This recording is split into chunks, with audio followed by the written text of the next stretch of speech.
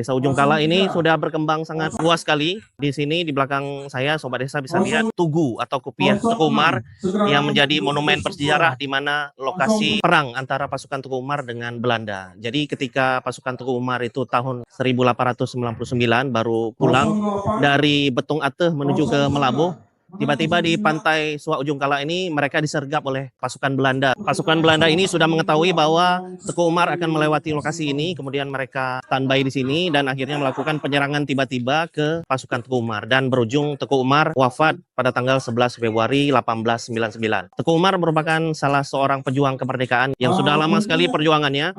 Pada tahun 1883, Teku Umar itu sempat melakukan penyerangan terhadap kapal Nisero, ya, kapal Inggris yang berlokasi di Tenom.